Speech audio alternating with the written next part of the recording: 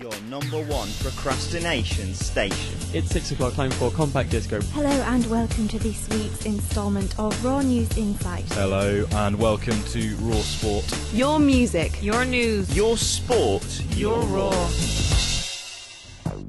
Shazam! Hello and welcome to the Nature Hour. My name is Arthur Danger. His name is Luke Bantock. Hello. That's Luke Bantock. And you are listening to the Nature Hour. I've already said that. You are listening live on Raw 12:51 AM or more likely radio.warwick.ac.uk. If you want to talk to us live on air, you know, with the emails, then just click the Contact the Studio button on radio.warwick.ac.uk.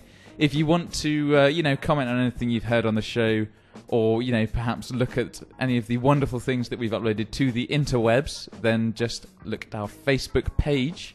Just type The Nature Hour into Facebook, and we'll be there. The picture is us and Bill Oddie. It's actually us. Luke's lost a bit of weight since that photo was taken. My huge neck that I have on that picture has long gone, so don't worry about that. That's not how I look anymore. The Nature Hour on Facebook. Click like, comment, do whatever you want. It's it's up to you. Luke's taking off his top, so I will continue talking. On today's show, we have all sorts of nature-based articles, facts, etc. Today is L, I believe, on our A to Z of animals. I hope it's L. Because, that's what we've done. Pierre has already guessed it in, so if he's right, then what's his guess? He has guessed. Hang on, just a second. Come on now. He's lamprey for Arthur. Oh. And for me, I've got a lynx. That's what he's guessed. I think he's we've gone more sort of mainstream. Yeah. Mainstream animals. I would have liked to do a lamprey. I'm not entirely sure what they are, but they sound cool. I looked up a list of L animals, and lamprey and lynx were on there. I went, ooh, I'm not going to do them though. But no, lynx is just a sort of mountain lion, isn't it? Are they small? A big cat, a small lion. Big cat, small lion. Yeah. Fair enough. That sums up quite a lot of animals, really. Really? Yeah. I mean, a lot of cat animals. So not all animals. Loads of animals. Jellyfish, big cat, small the whale. Yeah, it's just in between a lion and a cat. Well, what do you want? It's a sliding scale. Everything fits between it nicely. The two polar opposites. Yes. But that's A set of animals. It's L. This week we've also got nature-based news and Nature Articulates. And the picture and video. Yes, picture and video of the week as well. That's on the Facebook page. All right, shall we start off? Since you weren't here last week, I'm not happy about that. Do you want to kick off with your animal? Sure. Now, on the sliding scale between big cats and lions, I've gone for the latter end of the scale. I've gone for lion. The big end. The big end, you could Indeed. say, of the sliding scale. Yes, I've gone lion. I would have hoped for something more interesting, to be honest, Arthur, from you. I was disappointed when you told me lion. Really? Well, I thought you'd go for something crazy like I can't think of anything that's crazy that begins with an L, but something more. I can't. Lamprey. Laconda's not anything. A liger? Liger's interesting, but only as a sort of scientific exercise. Are they fictional or are they real? No. Do they have magical properties? They're bred specifically for their magical properties. If you don't know what we're talking about the film Napoleon Dynamite, where Napoleon's favourite animal is the liger, a tiger crossed with a lion. It's pretty much my favourite animal. Yeah. Which apparently can happen. Yes, no, they do that. I think they've got ligers at London Zoo. No way. Are you saying no? I'm saying no way. I'm pretty sure they do. I want to see a liger. I'm going to go to London Zoo after my seminar at 1 o'clock. I'm going to London. They must have one. It's I think they've got one at London Zoo, or it might be Bristol Zoo, something like that. One of the zoos. And as far as I know, it's just a sort of pale tiger. Oh, really? Maybe it's just a white tiger. No. It's no, but that they've called a liger. No. They wouldn't. They wouldn't. No, white Siberian tigers are massive and huge and scary. I've got one at Kidderminster Safari Park. Wonderful. Which isn't really when a Siberian tiger thinks about its life and where it would like to spend its life. In Kidderminster is probably not top on its list of locations. You don't know that. Anyway. I can guess. Ligers, pale combination between lion and tiger, and sterile. So that's true. Can't breed. Shame. Anyway, let's talking move on. about lions, which is what I've done. You probably already know everything about lions, frankly. the world knows quite a lot about lions. So I'll skip over the obvious. Females do the hunting. Males are lazy and do nothing. Occasionally but still fight. Occasionally fight, but still get all the meat. And are called King of the Jungle. King of the Don't jungle. live in the jungle, and shouldn't really be. They should be prince to the Why queen, prince? because the Exactly, queen yeah, is. exactly. They should be second in order to the female. They should be, but bizarrely they're not. Oh, is that? Well, interestingly, my animal subverts that. You'll see. Yeah, indeed. Oh, wonderful. see, yeah, males do nothing. They're lazy, but still get all the food. All the women at home going, well, that's like in human society then. Is it? It's not far off. Really? What is it? Come on. That's unfair. Okay. So you know the obvious stuff. They've got huge prides. Prides can be territories can be, what was it about? And then apparently this pride when it's Big Cat Week. Yeah, I'm aware of it. You're aware of Big Cat Week. Most of my information is from the pride focused on by Big Cat Week in the Masai Mara, which is in Kenya, I believe. I'll take your word for it. I don't know. Someone might know on the internet. If you could find out for us, that would be wonderful.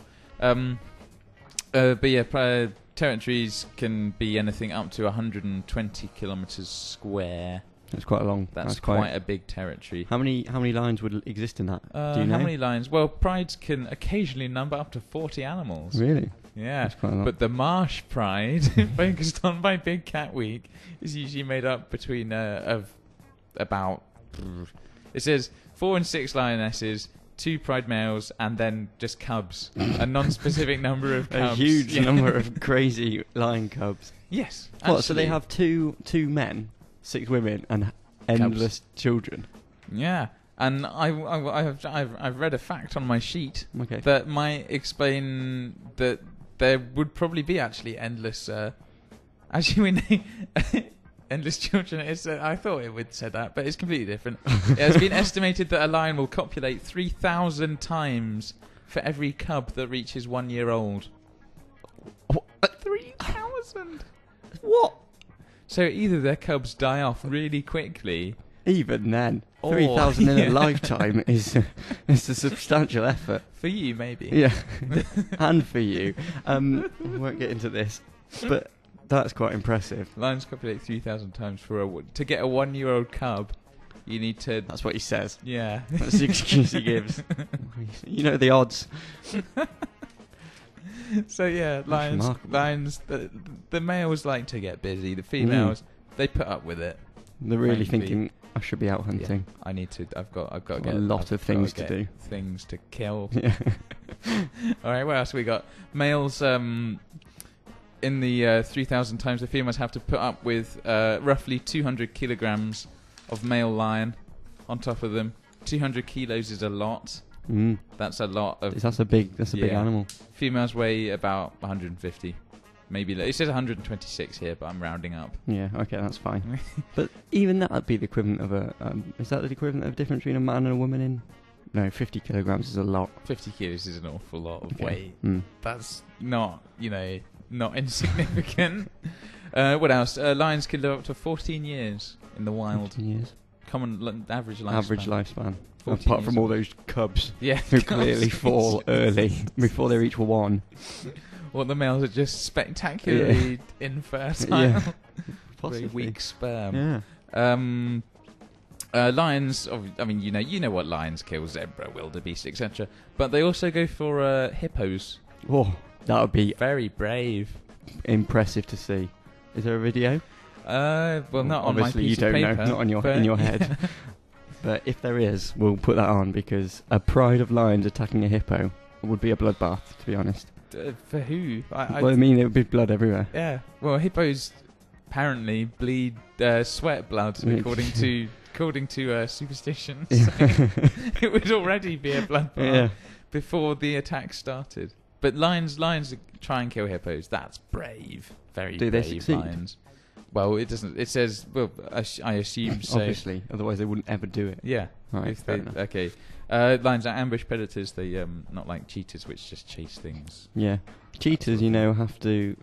If they don't catch like an animal in the first 2 runs, they die. Really? Because they expend so much energy chasing these things down, then they get really tired, and they're like, "Oh, I can't chase anything. I'm gonna have to die now." They have to use so much energy when they're super fast running. They still exist though, so they must be good at something. Hunting, only 1 in 5 attempts will end in a kill. Really? So 4 ambushes completely fail. Well, it must be embarrassing. Yeah. I'm a lion. I'm going to be the king of the savannah, and 4 times out of 5 I'm going to miss that zebra. It's because the male lion's just like, can we go again? No. Can we sleep? I'm really tired, you know. Talking of being tired, lions are the laziest of the big cats. Really? They usually spend 16 to 20 hours a day sleeping and resting. There's a difference, clearly. I think when you are sleeping, you are resting. But I'd like to. I think you see, if you've ever been to a safari park or anything like that, you'll see lions sprawl all over, just asleep. Everyone's there going chuck a rock at them, make them chase us, make them run at the car, and then they don't. They carry on sleeping. Yeah. They're quite content to be asleep. It's not dissimilar to if you've got a domestic cat. They'll spend possibly more than that time sleeping. Do you reckon? I found cats patrol. They'll patrol once to make sure everything's fine, and then they'll go back out. It's fine. Sleep. Yeah, everything's covered. Ugh, I've lost my headphones. One tactic that mine does is which he's probably quite proud of, or would be if he could be proud of anything ever.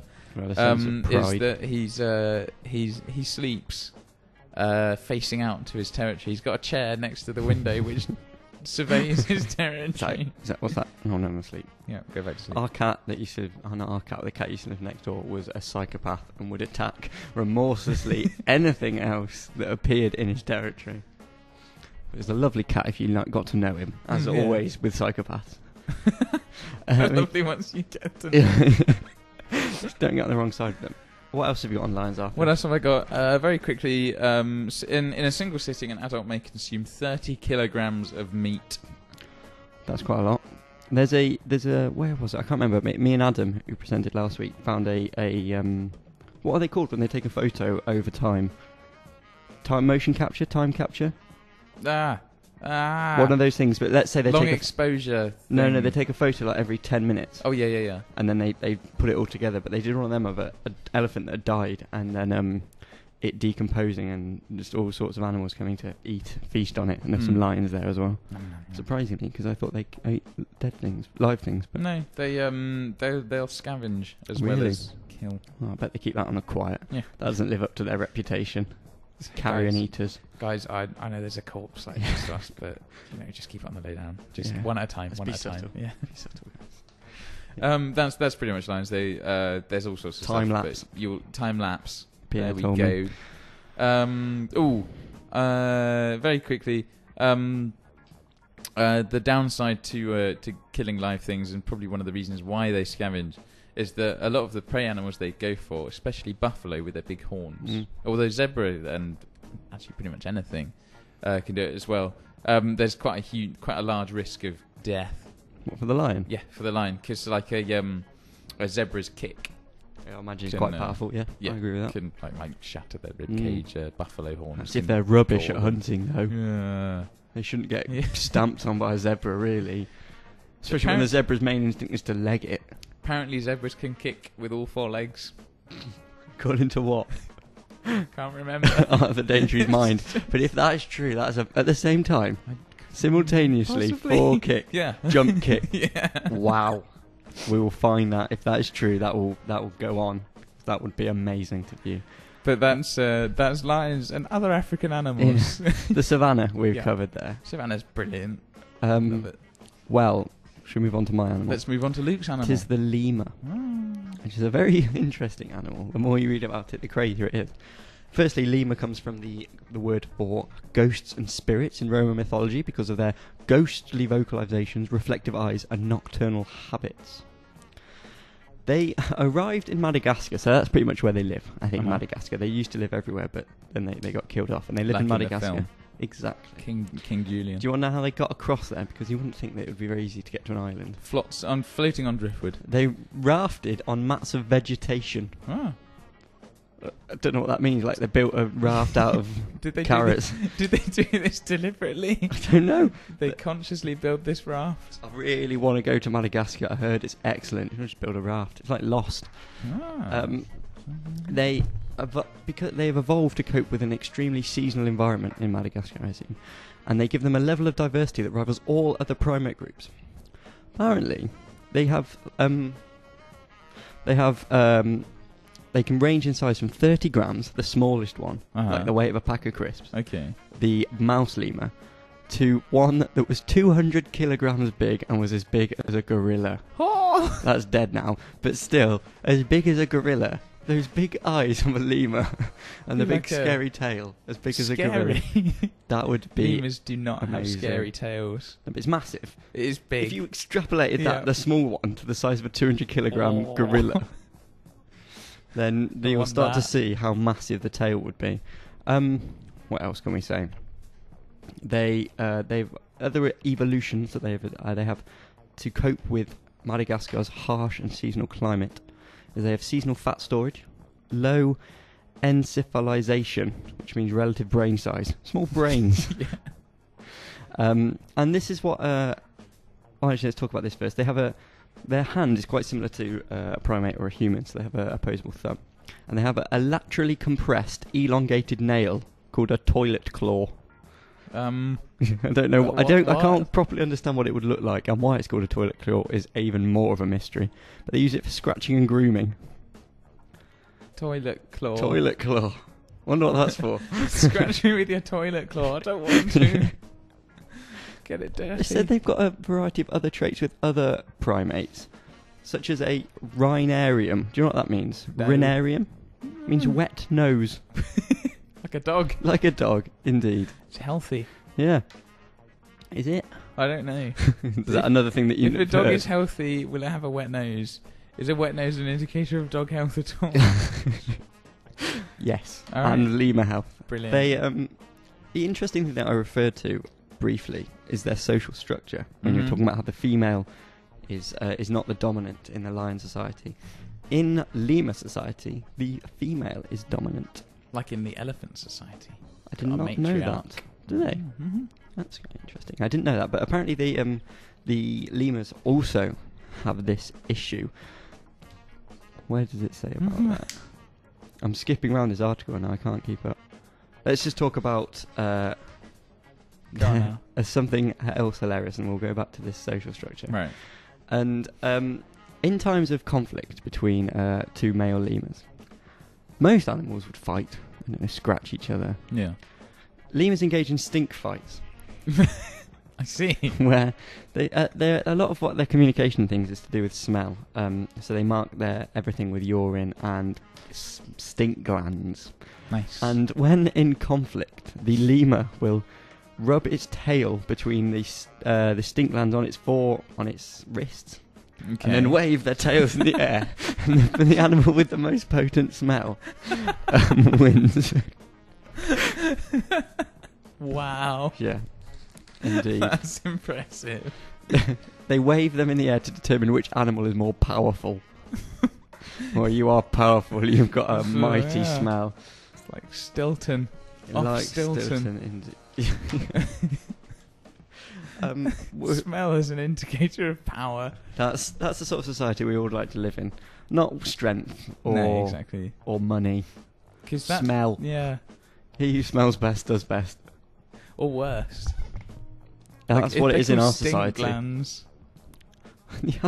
You've evolved to require stink glands, and you've done quite well. You said that on their wrists. Mm-hmm. So if they're trying to, what if they don't want to smell bad, but I don't know, they're picking something up and it rubs their stink on, like, they love the smell. They absolutely love it. It's sort of like humans when they have aftershave. Aftershave. Where do you shave aftershave? Huh? On your wrists. Oh yeah. We've just copied the lemurs. We have. Sort of. We just Christ, don't wipe it on our tail. Fling it in the air. If I did have a tail, I would aftershave it up and swing it around. And everyone would be impressed. Oh, he's powerful. Oh, stay away from him. Let's talk about predation pressure on lemurs. Pressure? Yeah, so they I don't know what their predators are, but they have common defences against any predators. Alarm calls, obviously. Mm-hmm. If you see something coming, shout, and everyone legs it. Or predator mobbing, which is not referenced to at all, but I like to think it's sort of like the Ewoks in Star Wars. Yeah. A bunch of slightly sort of inoffensive, not very strong animals just jump on something big and strong and win. Dogpile. Dogpile. Standard tactic. Standard operating procedure. If we all pile on him, what's he going to do? Get him, boys. You don't want to be the first one in there. No. If anything, you suffer more. The one than on the second from bottom always hurts more. Really? I always find. Oh. I don't really know why. It doesn't make sense, but that's your weight can be distributed more on a flat surface rather than on an undulating yes, surface. Thank you very much. Possibly that, or people have got bony hips. Yeah, but they would be pointing downwards. I think that's true. Unless a weird pile-on where the person on the bottom's facing you, face to face. Oh, this really hurts. I'll quickly talk about, what time is it? 10:25. I'll talk about conflict between two tribes. I'll mention briefly the female in charge, and then we'll play a song. So when they have two troops is what a group of lemurs are called. Two troops fighting each other. Conflict takes form in a ritualized defense, which involves staring, growling, scent marking, and leaping. Oh.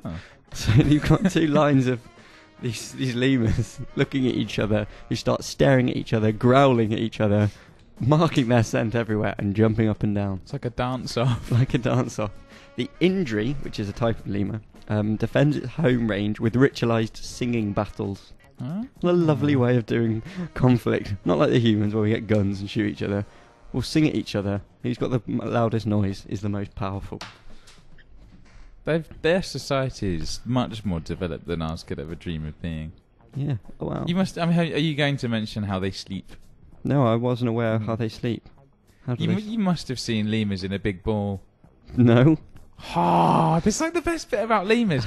But I'm completely aping your article. That's but fine. I don't care. Basically, you said Madagascar's climate changes quite a lot. Mm-hmm. When it's cold, then lemurs will all huddle together and they'll form a ball of lemurs. And this ball of lemurs will all sleep together in a big huddle.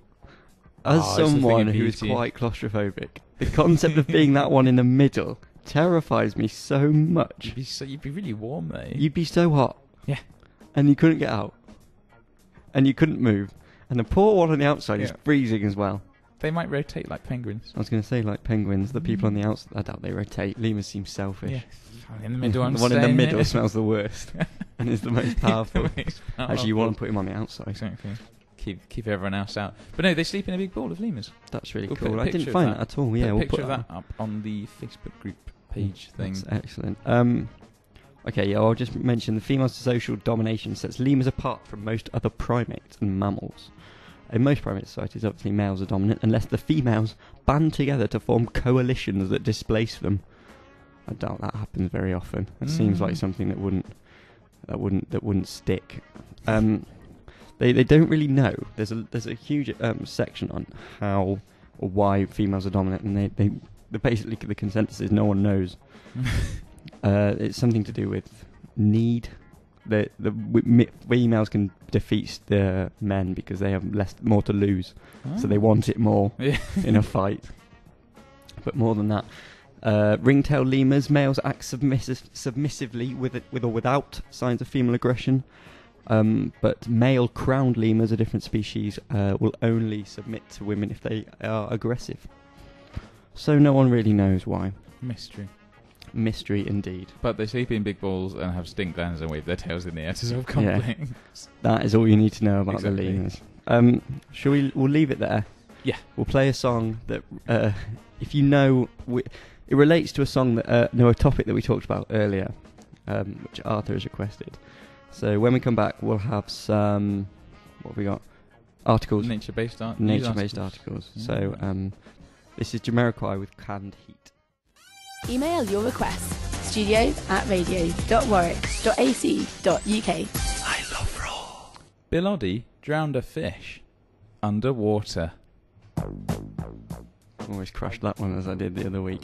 We've had a few emails in during the song, so we'll just read them out briefly. yes, anyone who was on the webcam did see me and Arthur attempting to do the Napoleon Dynamite song to Napoleon Dynamite dance to that song, and another person, my father, has emailed in the very long explanation of the Masai Mara Reserve, which I was going to read out, but it's so long that I can't really. I'll just briefly mention it. The Masai Mara is in Kenya, bordering Tanzania. The website says the Masai Mara Game Reserve is often called simply the Mara, which is the Ma word meaning mottled, a reference to the patchy landscape. And it goes on for a long time. It goes on for an impressively long time. That is good information on thingy. We're always happy to have emails that are that long and informative. Love to go to the Masai Mara. It's on my to-do list. We'll do it, yeah. A long list of, including go to Tesco on the way home. Shall we... Well, this is the nature, as yes. You may or may not know if you've just tuned in. If you like with anything we say or anything like that, go on the Facebook page, The Nature Hour, and comment or like or add anything of your own. And anything that you like during the show, email in. Yeah? Yep. That's pretty much everything. Email on the website. Yep. radio.warwick.ac.uk. Got it right this time. Yeah, let's be honest, you're probably listening to that. Yeah, you're already there. You don't have an AM radio. No one has an AM radio. You are privileged. And on Warwick campus. Which is also important. Do you want to go first or shall I? Yes, I shall go first. Okay. Actually, no, you've got some headlines. So if you read out your headlines, that you're not going to do just the headlines, which are brilliant. And then I'll do my my nature-based news article, and then you do your nature-based news article, and then we'll only have a minute to go, so we'll panic. As always, we'll run out of time. So I've just got a couple of headlines that are unrelated to my article, but I found whilst looking on the internet, which are brilliant, and you don't really need to know the story to enjoy the headline. One is, mosquito-eating spider likes smelly socks. And the other is, Judge Dredd worm traps prey with riot foam. Now, if you can understand... what that second article is going to tell you about, you are a better person than me, because the article relates literally nothing to that headline. Riot foam. Riot. Judge Dredd worm. Thank you. New scientists. Surprisingly sensationalist for what is supposed to be a reputable The worm magazine. Is judge, jury and executioner. Indeed. With its riot foam. Come on, Arthur. Hit me up with your article. Hit me up with some nature articles. Okay, what we got? We've got... Welsh mountain sheep proved they are more intelligent than thought in study. The implication being everyone thought sheep are stupid. But actually, they're really smart. Before I go in, this is yet another article in a long string of articles about scientists trying to prove that animals are as smart as humans. Okay, animals are smart. Look, this one... They can tell the difference between grass and a tree. I mean, come on. That's surely... They find this one piece of data and extrapolate wildly. It's we had that one where saying fish can count because there was a fish which could tell the difference between a big school of fish and a small school of fish. That doesn't mean they can count, guys. I'm sorry. It just means they can see big things and small things. So scientists desperate to have research. Yeah, no, they're desperate to have like. They want humans to have, like animal companions, which are just as clever. They want to be able to discuss with the animal, which clearly you might be able to do with a sheep, Arthur. Tell me about it. Well, after the headline, sheep aren't viewed as the cleverest of creatures, but new research has found they might be a lot more intelligent than previously thought. Wow. Basically, it's a study done by scientists at the University of Cambridge, and they found that Welsh mountain sheep can map their surroundings so they know where things are. Not so impressive, but they may even be able to plan ahead. Oh no. Dun, dun, They're already planning our downfall. Sheep. I bet is this going to... I'm going to speculate here. I haven't read the article. Planning ahead involves, I'm going to eat in an hour, and in 3 hours, not hours, 3 units of sheep time, I'm going to go to sleep. It's close to that. It's very close. Okay. Little quote to BBC Wales. Our test showed that they can do what is known as executive decision making. Oh no. Sheep making executive decisions. It's happening. In the boardroom. Yeah. It's happening right now. We'll just do what everyone else does. We'll just follow them. Like yeah. Okay, right. Basically they were trying to find out if sheep were able to understand rules. Like if they could associate one thing with an event. And basically, and then they said, when we changed the rules, they behaved pretty much as a human would, in that they got bothered about us changing the rules. Yeah, I quite like that point, actually. Because humans would get annoyed as soon as you change the rules. What were you doing? What have you done? You set these rules out, and then you've changed them, and it's just altered everything. I'm out. I'm out. Yeah, give up, pass. I can't work under these conditions. Okay, let's go to actually how they measured these sheep's intelligence. What they did was use coloured buckets and find out how long it took for the sheep to work out that the food was in the specifically coloured bucket each time. So if they had What is this classical conditioning then? Like Pavlov's dog? pretty much, yeah. You ring a bell enough times, a dog's going to think food's coming. Yeah. Well, sort of, is in that they had a big string of buckets and one of them had food in. What was like every time the red had food in? Yeah. Oh, I like where this and is eventually going. the sheep would go to the red bucket. They'd just go to the red bucket and ignore all the others. Oh, okay, yeah. Possibly because they could smell the food in it. Yeah. Possibly because they're being conditioned. Yeah. Who am I to say? But then I bet they're going to put food in a different colour bucket. Yeah. And the sheep are going to be furious. Yeah. What they did is they they put the food in a different bucket.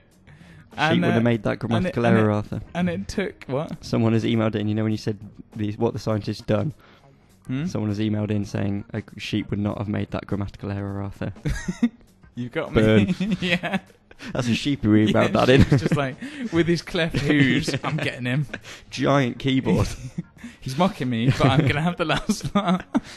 It's true, though, sheep wouldn't make that error, but it took them 32 attempts to work out that the food wasn't in the red bucket anymore. Come on now, scientists. It must have taken them that many to find out that it was in the red one to start with. Is it in the red bucket, boys? When the sheep went to the red bucket for the 31st time. It's still not there. The scientists must have been like, this is pointless. We can't figure it out after 31 goes. This is not a proof of sheep intelligence if it takes 32 attempts for them to work out that the food isn't always in the same bucket. Or, when you condition them, they get conditioned so strongly. So, what's the email about? I was going to skip it because I didn't understand it, but it said it was me and I wasn't bothered about the food. What? I think the sheep might have misspelt. This is from Adele the sheep. Brilliant. Okay. Don't fully understand the food section. Whatever. We'll move on. So sheep, they say they're intelligent, but if it takes you 32 attempts to work out that the food isn't in the same bucket, perhaps not as intelligent as you might be. But apparently, if you ask a farmer, they'll tell you that sheep have very good spatial memory, and that's. But don't they live on completely flat fields?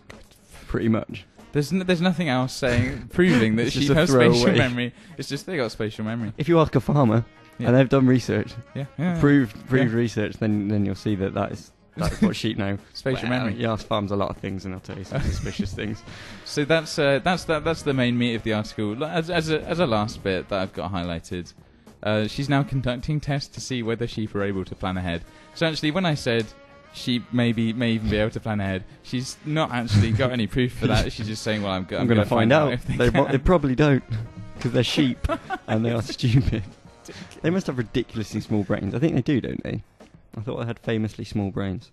I think I imagine so. Even with this groundbreaking new data, we can still safely assume sheep are pretty dim. And they can be used by humans as a simile for stupid people. All right, that's good to know. Well, it's 42 minutes past 10, so we've got 18 minutes left to do a lot of features. I'll try and spin through mine quite fast, but it's quite complicated. It's another insect-related article like I did last week, I think. You weren't here, so you won't remember. It's to do... I've lost the headline, unfortunately, but it's to do with wasps and parasites. It's scary, but there's no pictures, so it doesn't freak me out so much. I don't like wasps. And what this wasp does, it plants an egg on the egg that the cabbage loper caterpillar lays on a leaf, and then the wasp flies along, drops an egg on it as well, and then this egg is a polyembryonic egg. meaning that a single embryo cell at its heart can repeatedly clone itself. As a result, just one egg can produce 2,000 offspring. So this egg that the wasp lays drops on top of the cabbage loper caterpillar's egg and then burrows its way in. Goes into the heart of the cabbage loper caterpillar's cell and then starts taking over. Apparently they make the how can I refer to this as shorter? The host egg, we shall refer to it as.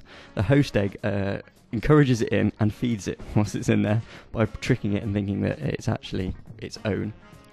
And then when it's in there, they create the wasp egg creates two different types of casts.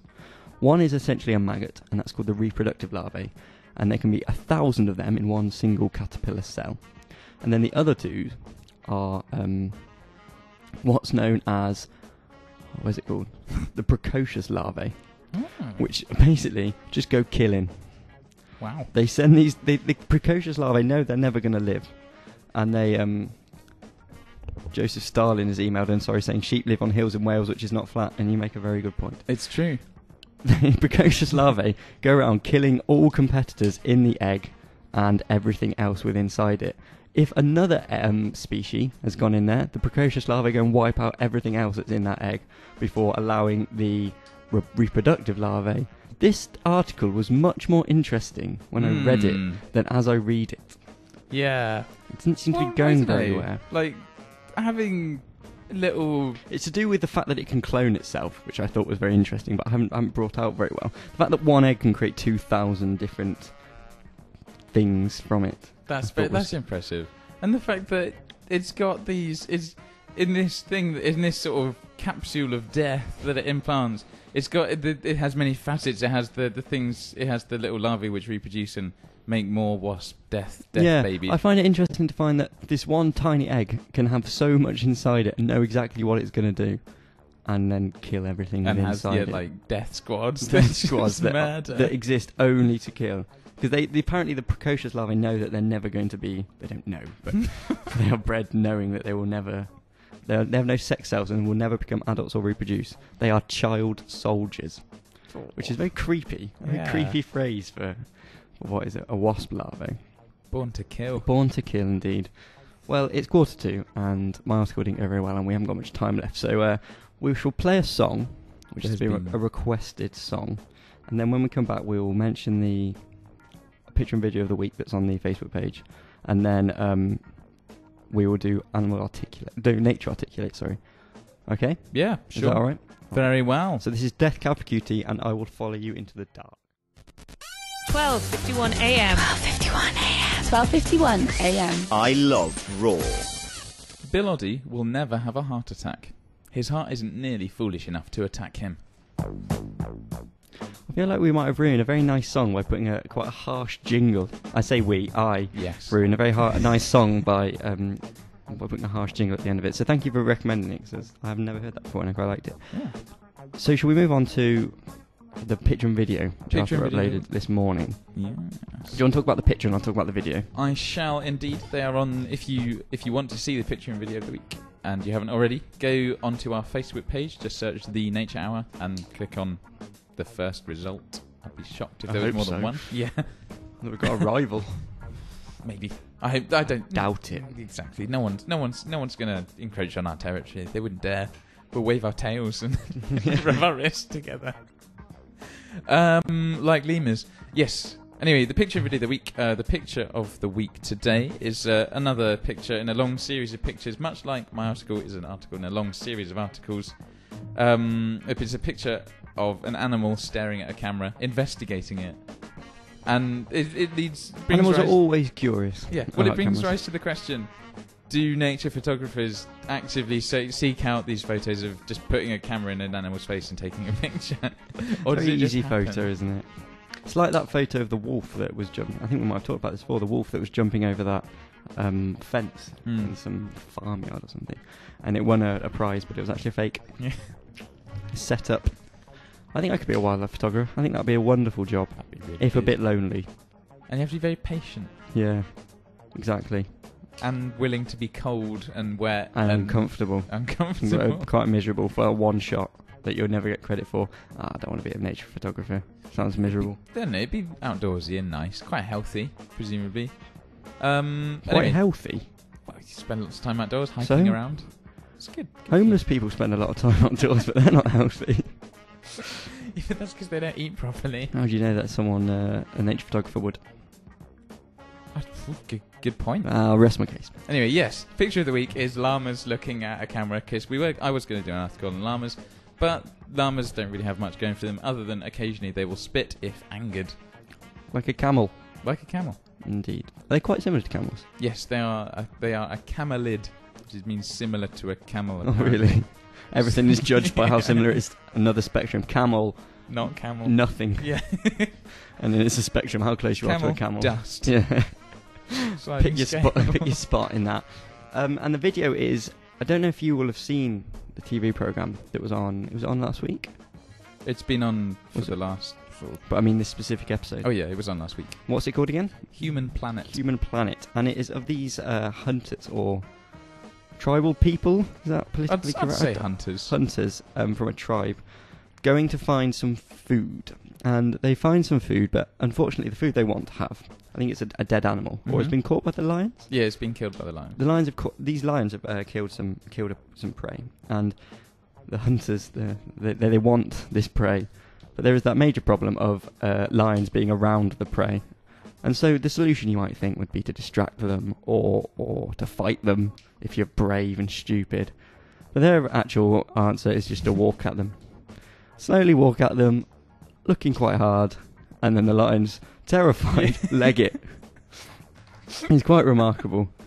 The commentary, I like the commentary best of all, because what did they say? It said after about 50 minutes, the lions will realise that it's a bluff. Yeah, really. And by that time, we're long gone. Yeah. What are you going to do? A bluff. Yeah. See, animals not as smart as humans. I'm sorry. What do they think we're bluffing about?